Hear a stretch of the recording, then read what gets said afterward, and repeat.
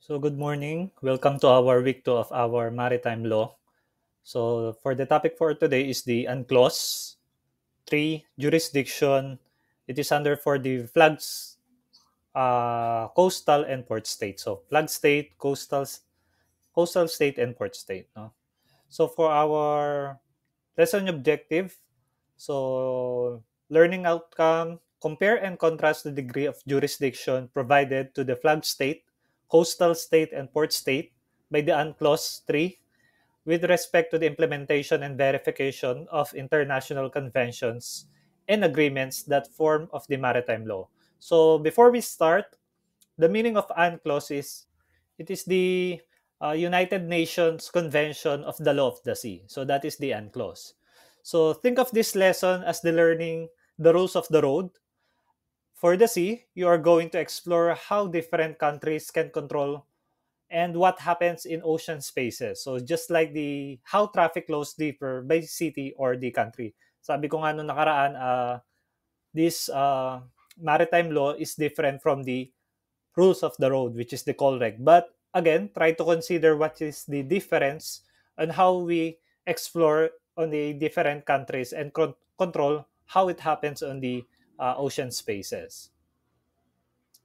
So, introduction to UNCLOS 3. UNCLOS 3 is the third United Nations Conference of the Law of the Sea, which produced the 1982 Convention. So, it governs all aspects of ocean space, including the delimitation, environmental control, marine scientific research, and economic and commercial activities. So, UNCLOS 3, kaya siya naging 3, it is because of the third United Nations Conference. So, merong conference number 1, 2, then it is the third part. So, Constitution of the Ocean, which is the theme of that conference, it tells us who can do what, where, and how. So, kung sino yung gagawa, saan gagawin, at paano gagawin. So, from fishing and drilling of oils to protecting marine life, this law helps countries avoid conflict and share ocean resources fairly. So, alam naman natin na kapag dating sa ating ocean bodies, it is a uh, pinamumunuan ng ating United Nations. So, ang part nitong conference na to on how we treat each other for the conflict of interest pagdating sa ating ocean bodies. And to further, so along with this topic, understanding the maritime zones, you can learn how the sea is divided into different zones. So first, the territorial sea, contiguous zone, exclusive economic zone, continental shelf, high seas. So also it teaches countries' rights and responsibilities, which is varies distance from the coast. So grasping jurisdictional rules and different roles. So roles ng flag state, roles ng coastal state, and also the port state. Then matatakal din natin dito yung international law in practice. Again, the maritime law, yun ang ating course ngayon. Also the international relations and environmental policy. And also we're going to explore the marine environmental protection, likewise the pollution control, protection of marine biodiversity, and also the responsibilities of states and ships to prevent damage. So by applying these concepts to real world scenarios, so all of you have the ability to apply the UNCLOS rules for the maritime boundaries disputes, like for the South China Sea that is happening in the Philippines, also piracy and illegal fishing, navigation rights and freedom of the sea. And along with this topic also, we're going to show how supporting research and innovation for the UNCLOS encourages marine specific research. So you can going to learn how research is international waters is regulated, and also the importance of sharing data and technology for ocean sustainability.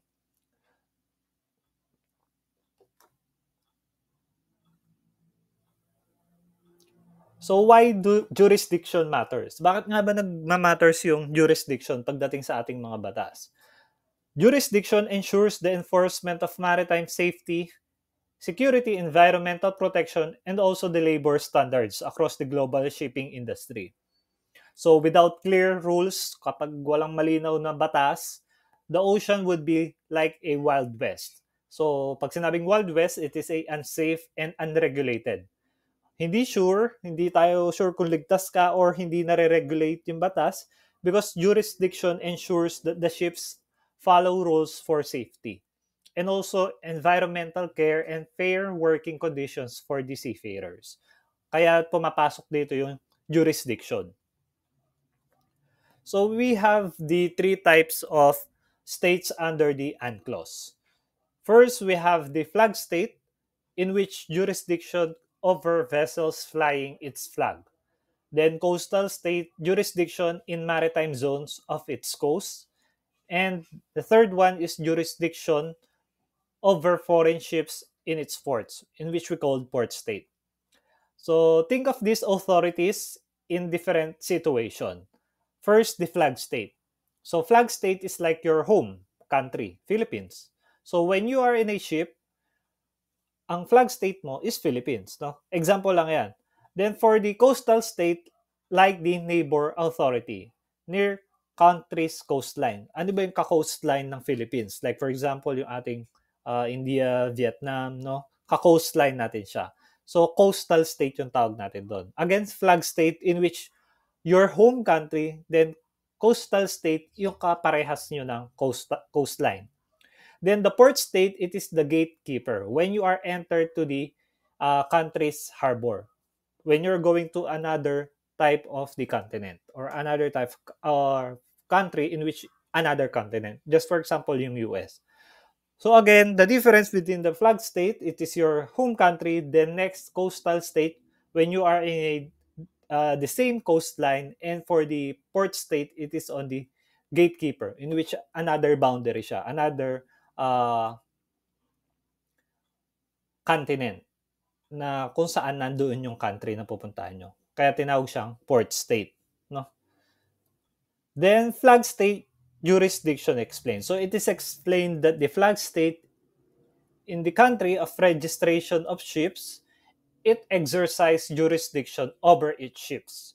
So, pag sinabi nating flag state, dapat yung country na yon kung saan naka-registered yung vessel nyo, ini-exercise niya within the vessel. Ulitin ko flag state kung saan naka-registered yung vessel nyo. So doon sa loob ng vessel nyo, ini-exercise nyo yung jurisdiction kung saan naka-registered yung vessel. For example, yung vessel nyo ay naka-registered siya sa Philippines. So kung ano yung rules na meron doon sa Philippines, ini-exercise nyo doon sa vessel nyo. So even when they are operating in a international waters, kung nag-ooperate man yung vessel nyo sa iba't ibang klaseng bansa, still, when your flag state is registered on a specific country, then you're going to exercise the rules and the jurisdiction within your vessel. So the flag a ship flies in like a passport. For example, meron kayong Philippine passport. Then it tells everyone that country is responsible for that ship. So kung saan ka galing ng country, for example, Philippine passport nyo, yung liable doon is yung Philippine country, no? Kasi doon naka-register yung passport mo. So country is responsible for that ship even when it's came far from the country. So that country must make sure that the ship follows international rules. Ulitin ko. The flag a ship flies like a passport. So it tells everyone what country is responsible for that ship even when it's far from home. That country must make sure that the ship follows international rules. So ayun yung explanation natin pagdating sa flag state. Then next, meron tayong tinatawag na responsibilities. Ano nga ba yung responsibilities ng ating flag state? So flag state certifies ships comply with international convention. Just for example, naka-registered yung vessel nyo, sa Philippines. Naka-registered siya sa Philippines. But this vessel is nagta-travel siya around the globe. We make sure that even if your vessel is registered in the Philippines, it also complies with the international conventions. Then, if it is not fully complied with the international convention, your vessel is not allowed to have a seagoing route, no? Doon ka lang sa domestic. Kasi kung ang ginagawa mo ay fina-follow mo lang yung rules within the flag state, so then hindi ka pwedeng lumabas ng ibang bansa. Doon ka lang kasi ayun lang yung rules na fina-follow mo. So again, make sure that these flags or the flag state responsibilities, your vessel responsibilities must comply with the international convention. Then next, conduct regular inspection and survey.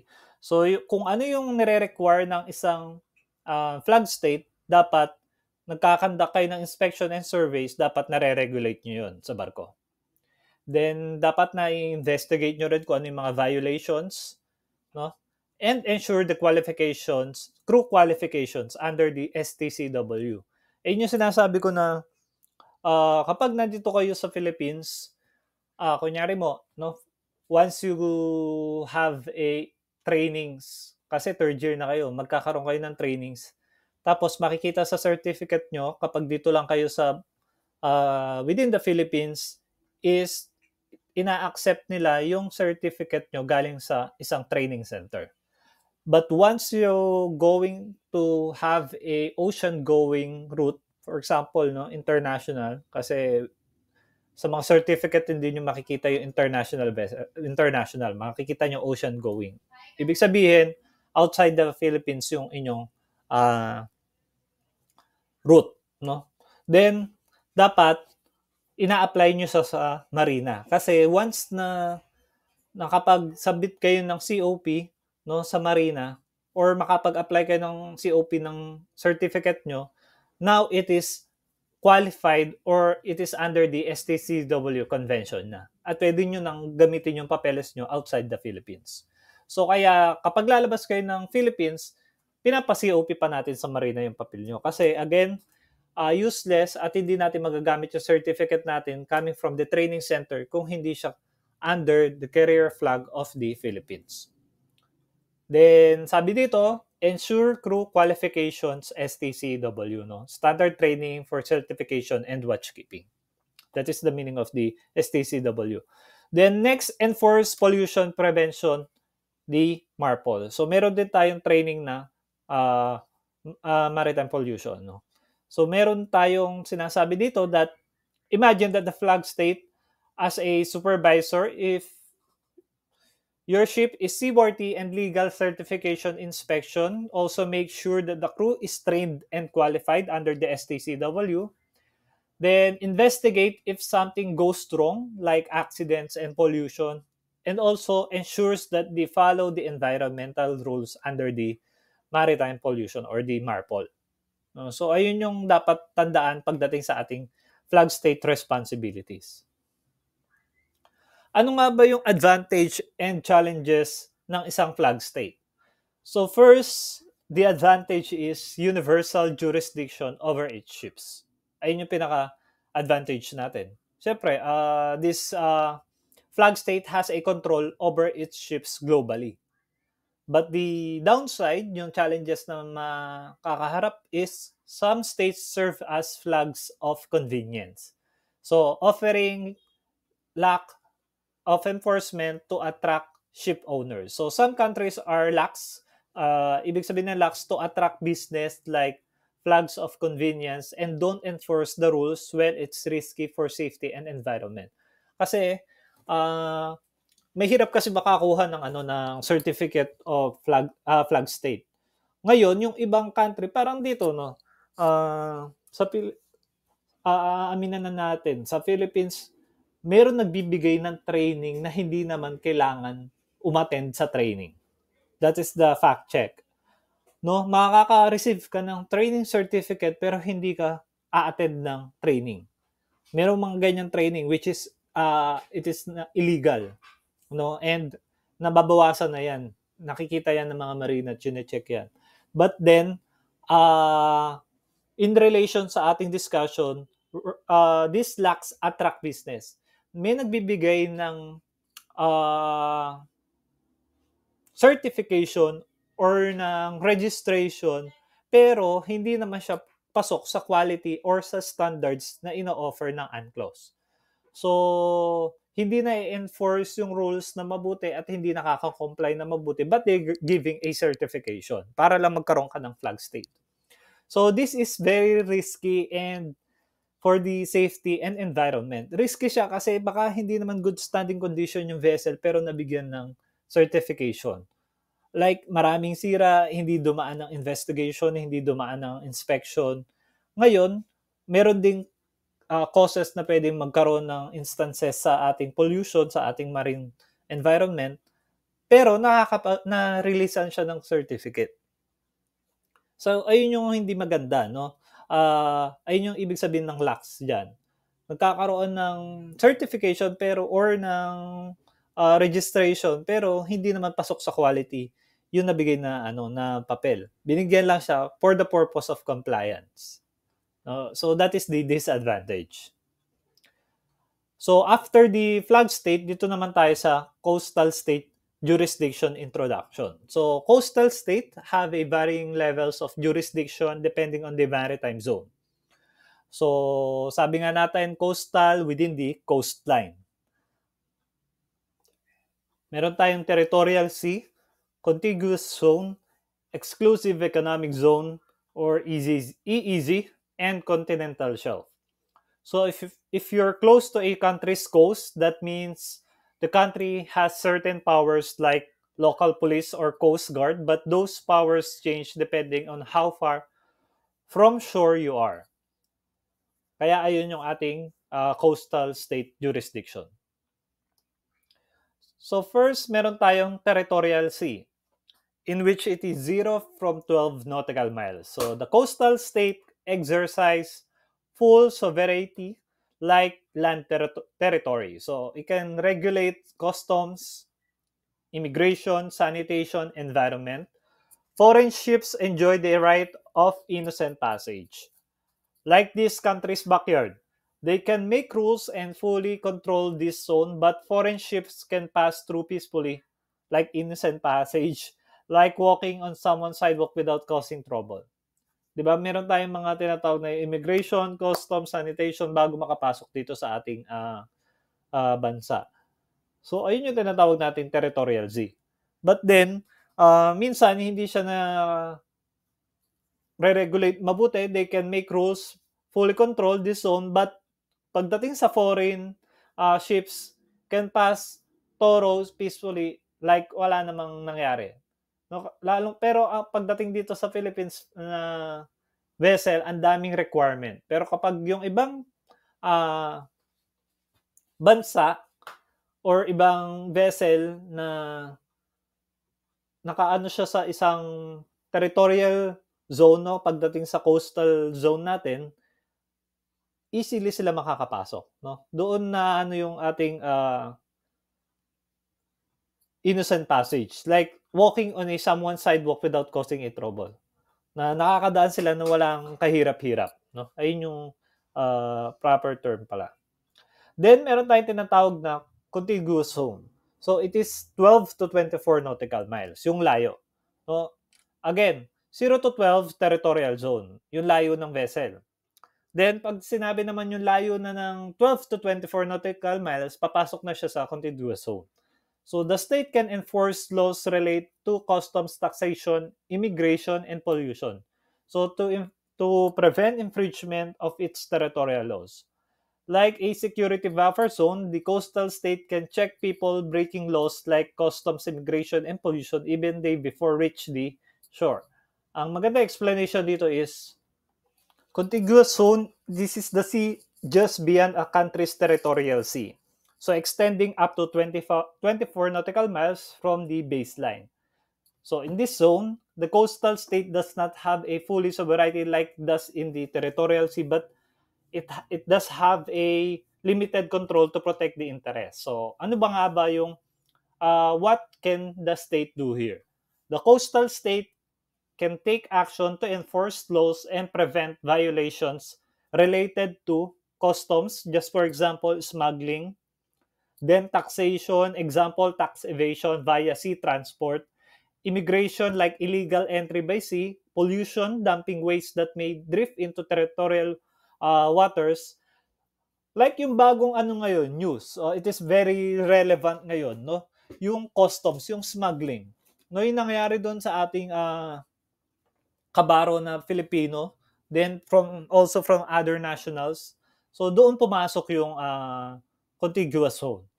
So malaking bagay din na nagkakaroon ng investigation or nagkakaroon ng ganitong maritime law kasi ang ano natin is nasa dagat siya eh. So ang layo para magkaroon ng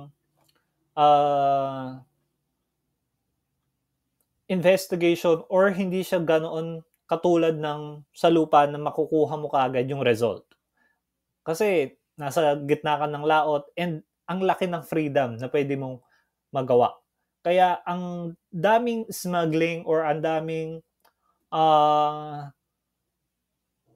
bad habits or ang daming masasamang ginagawa din na ginagamit yung barko para lang magkaroon ng magandang transaction or masamang transaction rather sa like smuggling, no? Yung mga ganyan. Kaya ang nagiging pangit din ng reputation ng isang vessel, no? Pagdating sa mga ganyang ginagawa. So bakit ba ito importante, no? It helps coastal state prevent threats before they reach its territorial waters and also act as buffer zone to protect national interests. Kaya nagkakaroon ng contiguous zone. Pagdating naman sa exclusive economic zone or EEZ, it is 12 to 200 nautical miles. Sovereign rights to exploit natural resources, regulate fishing, marine research, and environmental protection. So cannot prohibit innocent passage or interfere with navigation. This is where the country gets the right to use resources like fishing or oil, but can't stop ships from passing through. Think of it as having the right to use a field but not block the road next to it. So, pagdating naman dito sa exclusive economic zone, so the EEZ is the area of the sea that extends from 12 to 200 nautical miles from a country's coast. So, ano nga ba yung karapatan does the coastal state have? The coastal state have a sovereign rights, also have a natural resource, oil, gas, minerals, and fish. Fishing can control and regulate who is allowed to fish. Marine scientific research must give permission to the research in this zone, and also environmental protection. It can make rules to prevent pollution and protect marine life. Ano nga ba yung mga hindi nila pwedeng gawin? Ang hindi nila pwedeng gawin, they cannot stop ships from passing through as long as they follow the law. And also they cannot interfere the freedom of navigation, including the commercial and military vessels on innocent passage. Sa madaling salita, they cannot interfere the collision regulation.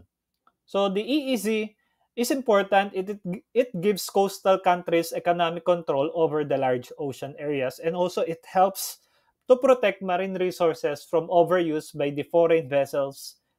Also, it has a major source of income for food, especially from fisheries and offshore like the oil and gas. Pagdating naman sa continental shelf, the coastal state has the rights to explore and exploit seabed resource, including the oil and gas, minerals.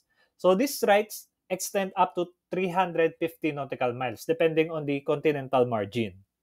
So ano nga ba yung karapatan ng isang coastal state? So the coastal state, meron silang karapatan pagdating sa seabed and sub-oil but not the water above it.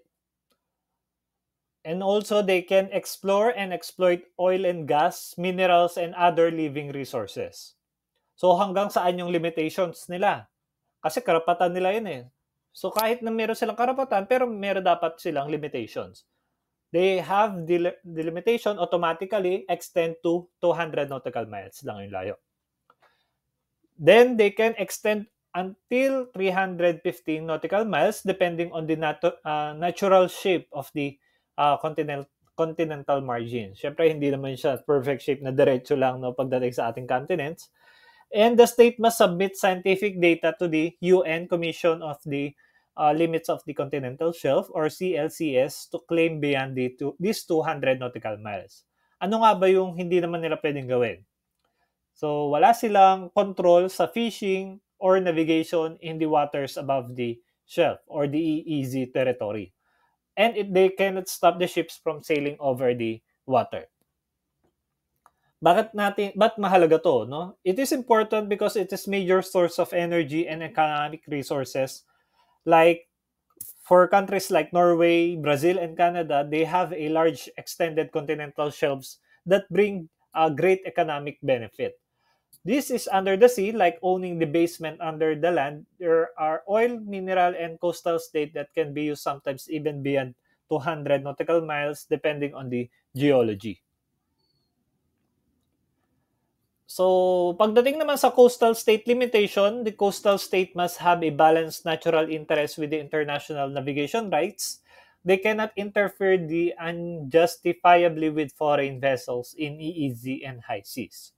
So, coastal states can just do anything they want. They must respect global rules, especially the freedom of navigation. They can stop innocent ships from passing through the international waters.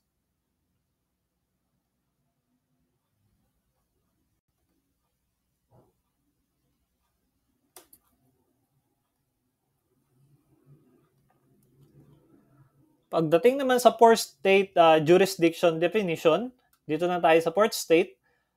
Port state jurisdiction definition applies when a foreign ship voluntarily enters a port of offshore terminal. The state can inspect and take action regardless of the ship's flag.